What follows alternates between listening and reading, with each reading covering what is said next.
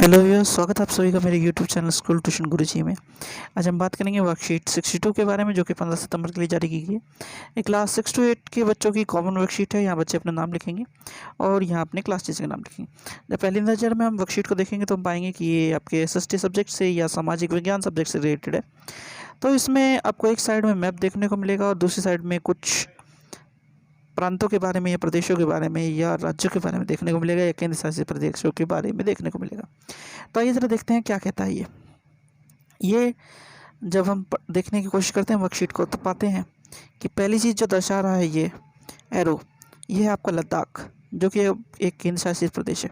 आपको पता होगा कि धारा 370 के समाप्त होने के बाद, जो कि आपको न्यूज़ में जरूर सुनने को मिला होगा, धारा 370 के समाप्त होने के बाद जम्मू कश्मीर का विशेष राज्य का दर्जा हट गया है और वो विशेष राज्य का दर्जा हटने के बाद उसे 2 केंद्र शासित प्रदेशों में बांट दिया गया है, जिसमें लद्दाख एक केंद्र शासित प्रदेश है।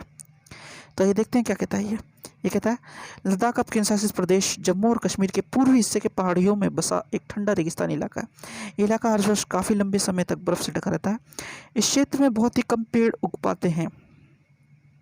तो क्या कह रहा है ये कह रहा है कि लद्दाख जो है अब एक केंद्र शासित प्रदेश है, जैसा कि हमें पता है। धारा 370 समाप्त हो गई है, क्योंकि ये पहले जम्मू कश्मीर का ही एक अंग था और अब ये इसके पूर्वी हिस्से में जम्मू कश्मीर के पूर्वी हिस्से में पहाड़ियों में बसा हुआ एक ठंडा रेगिस्तानी इलाका है। ठंडा रेगिस्तानी इलाका मतलब कि ये काफ़ी लंबे समय तक, जैसा कि कह भी रहा है कि काफ़ी वर्ष में काफ़ी लंबे समय तक ये बर्फ से ढका रहता है और यहाँ पे बहुत ही कम पेड़ उग पाते हैं। ठीक है, आगे क्या कह रहा है, पीने के पानी के लिए लोग गर्मियों के महीनों में पिघलने वाली बर्फ़ पर निर्भर करते हैं। यहाँ के लोग एक खास किस्म की भेड़ पालते हैं जिससे पश्मीना ऊन मिलती है। आप लोगों को पता होगा या आपने पढ़ा भी होगा अपनी क्लास में कि पश्मीना ऊन पश्मीना भेड़ से मिलती है, जो कि एक खास प्रकार की भेड़ है जो कि सिर्फ लद्दाख जैसे राज्य में पाई जाती है। और ये काफ़ी गर्म ऊन होती है, जिसको पश्मीना ऊन जो हमें प्राप्त होती है इस भेड़ से, और काफ़ी ऊँचे या महंगे दामों पर बिकती है। आगे क्या भी रहा है देख लीजिए, आगे क्या रहा है ये ऊन कीमती है, इसलिए पश्मीना शॉल बड़ी महंगी होती है। लद्दाख के लोग बड़े सावधानी से उस ऊन को इकट्ठा करके कश्मीर के व्यापारी को बेच देते हैं। तो क्या करते हैं लद्दाख के लोग, इसे बड़ी सावधानी से इकट्ठा करके कश्मीर के व्यापारी को बेच देते हैं।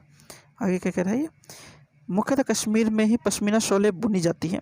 यहाँ के लोग दूध से बने पदार्थ जैसे मक्खन, चीज़, खास तरह के छेना एवं मांस खाते हैं। हर एक परिवार में के पास कुछ गाय, बकरी और याक है। अच्छा, एक चीज़ समझ लीजिए कि हर किसी परिवार के पास गाय, बकरी और याक इस तरह के दुधारू जानवर इसलिए हैं क्योंकि यहाँ पे हमने अभी पढ़ा था सबसे ऊपर कि इस क्षेत्र में पेड़ बहुत कम हो पाते हैं। तो ये कहना कि किसान खेती ही कर ले खाली, ये संभव नहीं है। तो इसलिए ये दूध और मांस की अपनी ज़रूरतों को पूरा करने के लिए, क्योंकि दूध और मांस यहाँ का एक मुख्य भोजन है, उसको पूरा करने के लिए गाय, बकरी या याक इस तरह के जानवर पालते हैं। तो ये तो बात हो गई हमारे भारत के नक्शे के सिर और माथे की, जो कि है लद्दाख। चलिए तो अगला देखते हैं।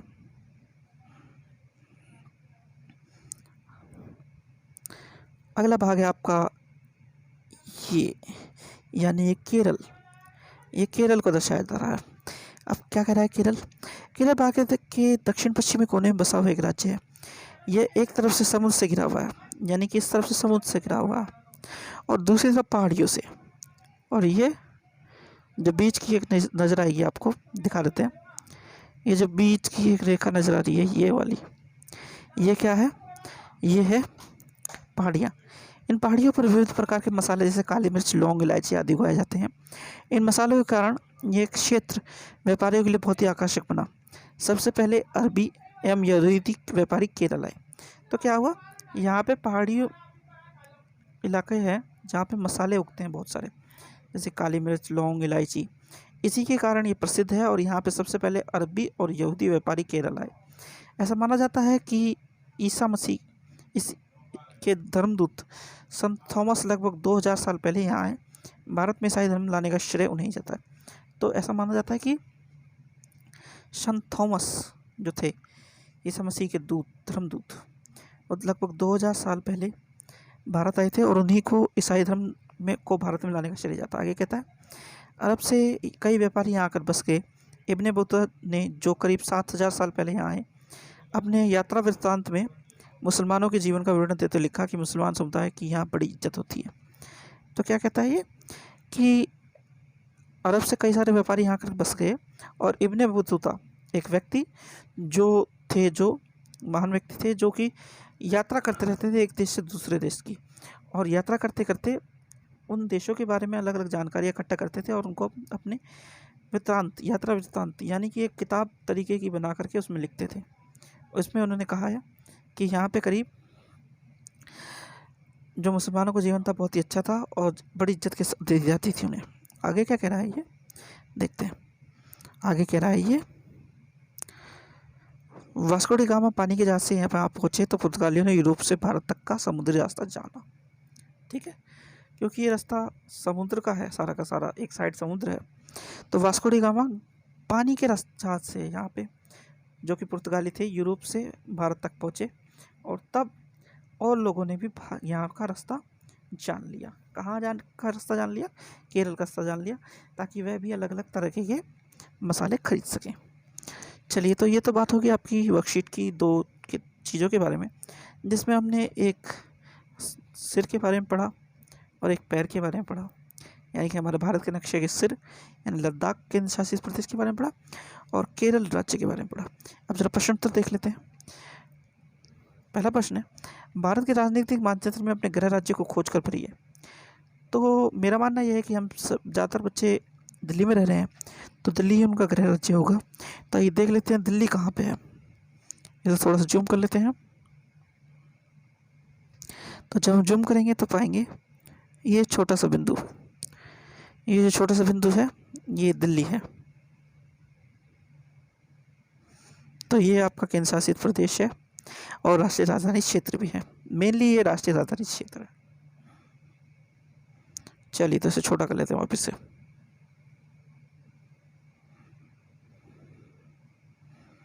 प्रश्न नंबर 2, अपने गृह राज्य के विषय में कुछ रोचक जानकारी एकत्र करके लिखिए। अच्छा, ये तो ये बात है कि अगर आपका गृह राज्य दिल्ली है तो, अगर नहीं है तो आप अपने गृह राज्य का नाम लिखिए और उसे यहाँ पे चुन करके भरिएगा। ठीक है, मैप आप अपने आप चिपकाइएगा और उसमें भरिएगा। अगला है क्या कि अपने गृह राज्य के बारे में आपको कुछ विशेष जानकारी देनी है। अगर मान लीजिए दिल्ली आपका गृह राज्य है तो क्या हो सकती है विशेष जानकारी यहाँ पे ये हो सकती है कि ये एक राष्ट्रीय राजधानी क्षेत्र है, यहाँ पे कई ऐतिहासिक महत्व की इमारतें जैसे कि लाल किला, इस तरह की बातें आपको रोचक जानकारी बतानी है। ठीक है, प्रश्न नंबर 3 है, भारत विविधता में एकता वाला देश है, वर्णन कीजिए। तो भारत विविधता में एकता वाला देश है, ऐसा इसलिए है क्योंकि अभी हमने पढ़ा थोड़ी देर पहले ही कि एक तरफ तो खूब ठंड पड़ रही है, बर्फ़ पड़ रही है, और दूसरी तरफ गर्मी पड़ रही है, मसाले उग रहे हैं। एक तरफ कोई भी खेती नहीं उग रही, दूसरी तरफ मसालों के खेत है। एक तरफ पहाड़ों पे बर्फ़ है तो दूसरी तरफ पहाड़ों पे पेड़ उग रहे हैं। तो ये क्या है? विविधता है, लेकिन फिर भी हम सब एक साथ हैं, ये एकता है। तो इसलिए भारत विविधता में एकता वाला देश है। तो ये आपकी वर्कशीट हो गई कंप्लीट बच्चों, वर्कशीट 62। आशा करता हूँ आपको वीडियो अच्छी लगी होगी। अगर वीडियो अच्छी लगी हो तो चैनल को सब्सक्राइब करें, वीडियो को लाइक करें, शेयर करें। Thank you.